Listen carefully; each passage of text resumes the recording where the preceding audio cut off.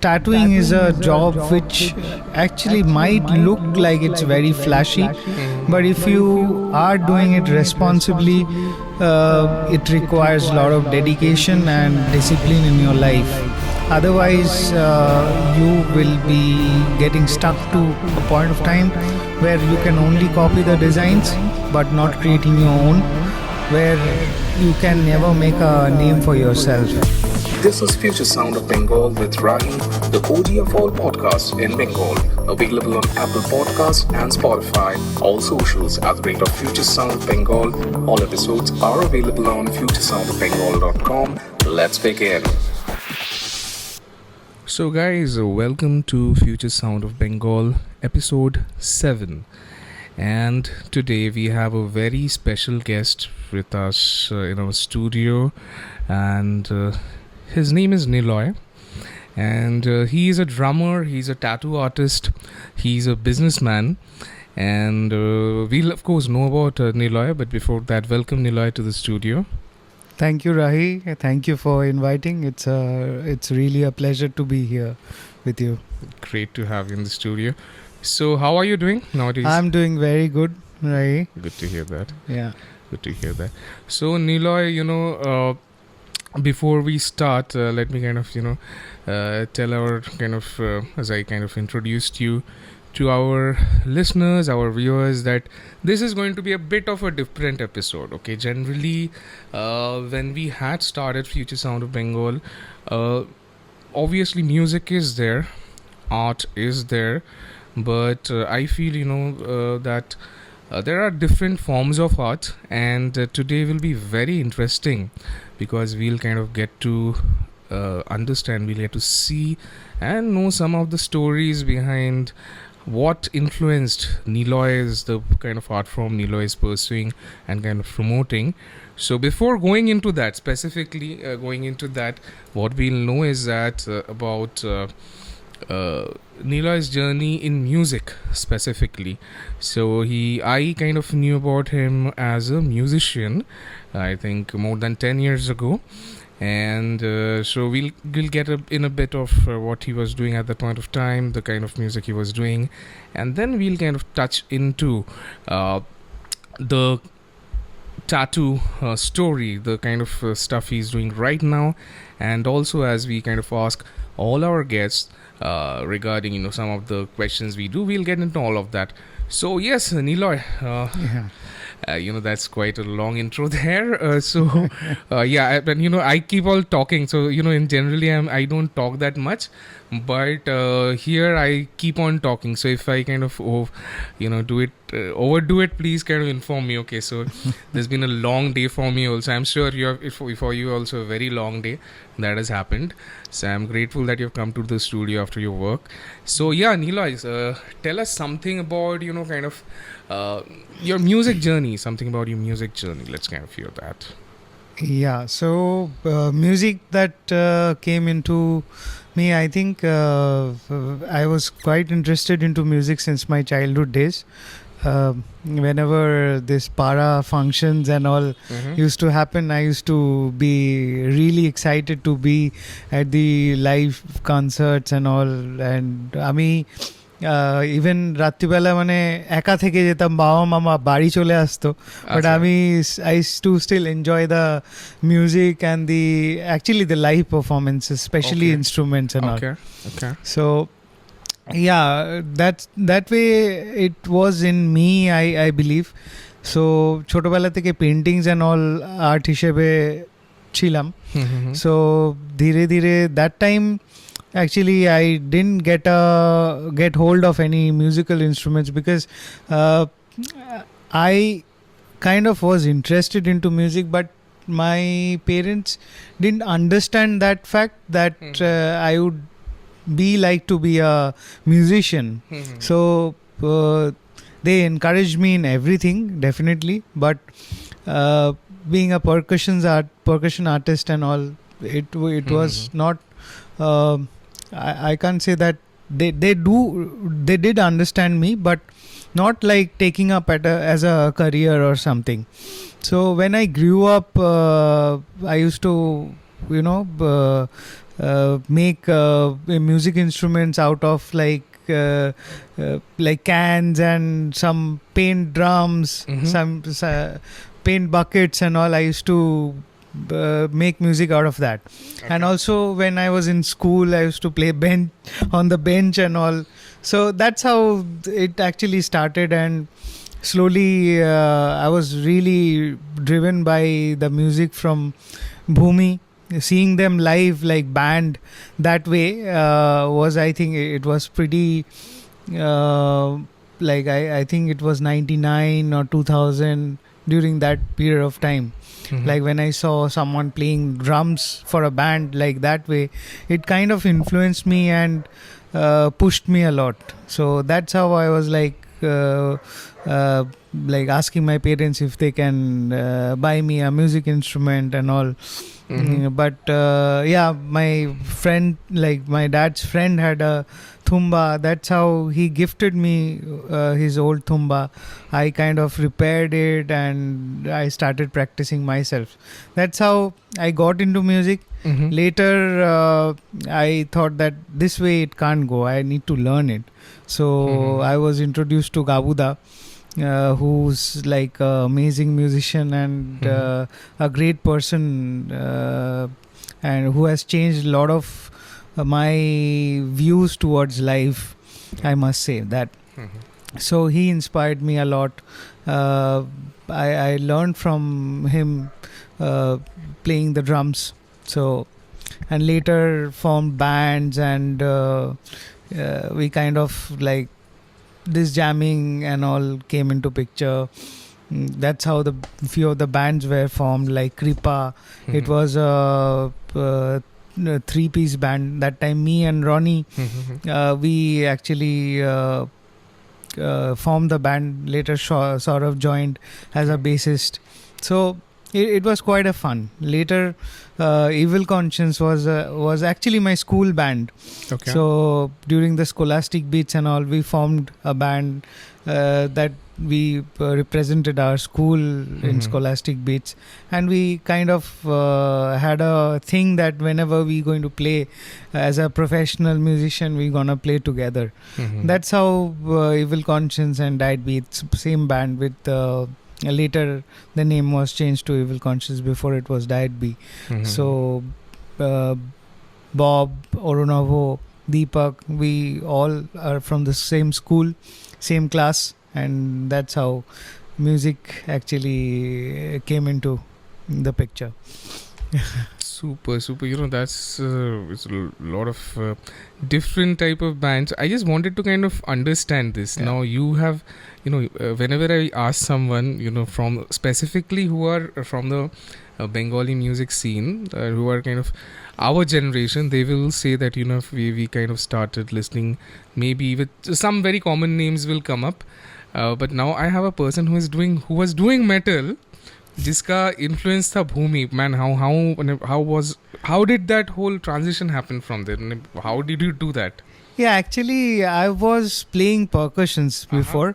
So I used to play a lot of commercial music also, like R.D. Burman and all, like on stage performances, like Choto Wala Parar band kind of, when the band thing came into the scene actually. So that time we were playing like covering bands like Cactus, Lokichara, Fossils, and also some commercial stuff like R.D. Burman, and but mixing in our own ways, like if you say Bhumi, why Bhumi? Because as I was playing the percussions and all, since like I'm Prothom band performance, if you ask me, I have watched them live. And how Shaumitroda used to play the drum standing, that actually was like wow factor for me. So and that's how I was playing folk and commercial music and all. Later, when the Scholastic Beats came in, and I started listening to like rock bands and metal, kind of influenced me a lot to play like wow, like এরকমও কিছু করা যেতে পারে. It's kind of because ছোটবেলা থেকে I didn't get a chance to get a music player because my family didn't have a music player. So later when I was in school, I actually got a Walkman from my friend which was not working, but I repaired it myself to play cassettes and all. Like the first initial days were like Backstreet Boys, Limp Bizkit, Linkin Park. Later, like I think the first band that blew our mind was Pantera. Okay. Yeah. Okay. So when we মানে তখন ওই কেম্যাক street না, free school স্ট্রিটে this shop ছোটুদার shop. So ওখান থেকে we used to get CDs and all. So he gave us some music collection like Pantera and Napalm Death and all. Like what's happening? Like first of all আমরা তো প্রথম দিকে কিছু বুঝিনি কি হয়েছে না হয়েছে. Later when kept on listening, so, and that metal was actually injected to our blood. So that's how the whole metal thing started. Okay. No, having said that, if you see on your right side, I don't have cameras yet. These things all is show to all has been kind exactly. of collected. I used to have all these t-shirts. T-shirts, posters. Slipknot, tapor koto kichu. I don't even remember. I had Pantera, Limp Bizkit, sabka, caps, and also that was pretty fun. That is one of those. And this is, I think, the third time someone mentioned this shop here, because some people used to go and have the bootlegs there, from there and all these things. So very interesting. So those common threads now are coming up. That's True. very interesting. Good. Yeah. So when talking about scholastic beats, just one interesting thing. I had a band at that point of time. We had born basically scholastic beats. What good thing I found, I'm not trying to boast here, but what good thing I saw about the competition here was in scholastic beats, different type of bands would come. Just tum log ka, as you said, the kind of music you guys were doing, and a lot of different bands would come, and that is actually something which helped later on to in the city multiple kind of what were the other kind of rock band competitions? I think क्या था इंडी that time Bande Mataram. हाँ वो तो था उसके पहले. मैं बोल रहा हूँ कि the English English तुम लोग का metal वाला था क्या I think there were actually a lot of college fests happening, college band competitions and all that time. Okay. No, you were kind of when we were discussing, in the previous time when we met, some college some competitions you guys had won, and there are a lot of competitions that we have won, but never got the prize money. That is sad to say. Okay. The reason we boldo, what was the reason? The reason is like it's quite stupid, because I remember like I think we won one competition. I don't want to mention the college name. Okay. It was the prize money was 1.5 lakh rupees, and we were given like vouchers from Shoppers Stop and all. Pantaloons. Just this is your prize. You just get lost after like giving those vouchers. It's quite sad scene actually how this college fests happens and all. I don't mind speaking about it, because actually the people who do music, they actually hope for something in return, like we just can't play music through our life without getting anything paid. And it is a really sad story, because as I have known and we have won so many competitions where the prize money, I think we actually won 7.5 lakh or 8 lakhs rupees as a prize money, but I think we got 20,000 or 50,000 out of that in total I'm talking about. So this is really sad how this college fest and this money never goes to the band who wins the competition. It's a sad scene actually. Did you guys travel outside, as in Calcutta, to kind of do these competitions also? We own this ISM Dhanbad also. Okay. Yeah, they're also in the same scene. Okay. And other band competitions we have done also, like out of Calcutta, Mood Eye and all. Okay. So I think that's quite a journey you had in music, and now we'll kind of get into the part which you're currently doing. So as a musician, you were playing drums for this band Kripa at that point of time, and Evil Conscience, as you said. So how did this? How did your journey in tattoo start? The whole art of it. So Mhm. yeah, Kripa was actually when we formed Kripa, Mm-hmm. but later I had to leave because I had promised already my friends in school Mm-hmm. that whenever we play do something, we're Mhm. gonna do it together. Mm-hmm. So that's how I had to Mhm. come out of Kripa and then start playing with Diode B, which was named Evil Conscience later. So Mhm. and after like all these competitions where we never used to get the money back, and also these shows which never paid a lot of money because we were not doing commercial stuff, we are doing like purely metal and all. Mhm. So that point of time it was quite a difficult to run a band like Mhm. without any finances, that like financial support. It was really difficult for us because being a drummer, I used to break the drumsticks or the cymbals every month like 2-3 times. So Mhm. it was really difficult for me to ask my parents every time I need something. So they were okay but not very happy also, Mhm. because that was actually not making any sense to them, Mhm. because we are playing but we are not making anything out of it.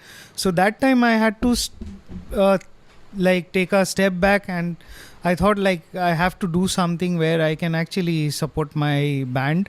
Mhm. So as I was into paintings and all, my dad is a good painter also, so he always pushed me to painting. So I thought like I have to do something which I know already. And when I was in school, I tried tattooing myself, seeing a friend who was actually poking uh, with syringe needle and fabric color, and actually that worked. So that time I didn't know that I'm going to be a tattoo artist.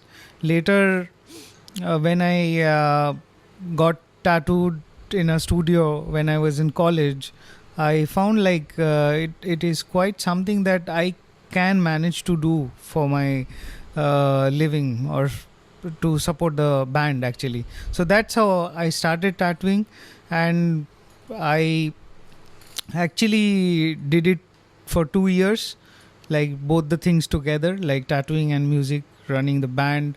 And also we have to hire practice rehearsal pads where it costs money.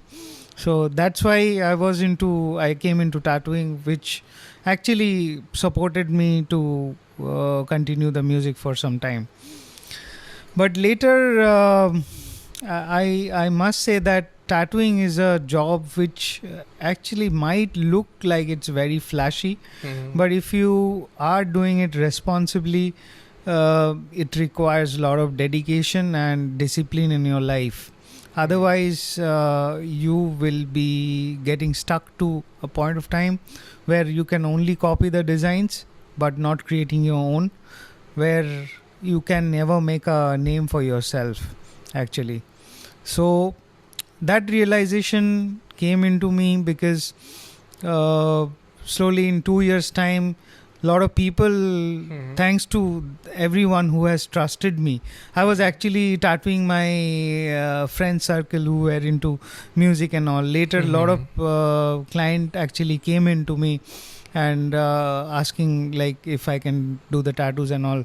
So it was a tough situation that I have to continue any of this too, like either music or tattooing, because I was not being able to give time to music because of the rising demand. Mhm. And also it is quite like bitter truth that you have to do something, like definitely follow your passion, but if the passion uh, you have to sleep with empty stomach, that doesn't go for a very long time. So I had to choose one of them, one of the profession, because I couldn't sail into boats at the same time. So that's how I took up tattooing, and I had to say goodbye to my friends from my band. But yeah, we are still in touch, and definitely, I definitely want to do music again, for which I'm still waiting for the time to come. Let's see in future. For sure, I want to continue the music for sure. Right. No, you actually have a very important point here, and when you say that, kind of doing music and sleeping with empty stomach. Now, there's also one part of it when you are a full-time musician, and this is, I kind of talk from experience. Right now, I do have a day job, and then I do whatever, creative, be it music, be it art, whatever. But when you do full-time music, and if that has to kind of earn everything, that kind of pressure, on the back of your mind will affect your art somewhere.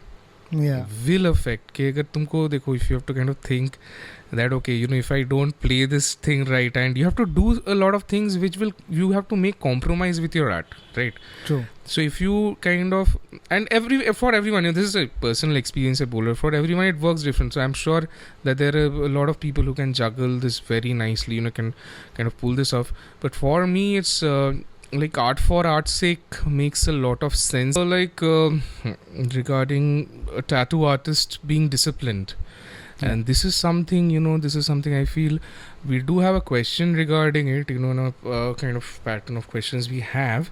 So let me ask you then specifically, if we are talking about discipline, let me ask you specifically, that is, do you have routines? Do you maintain routines?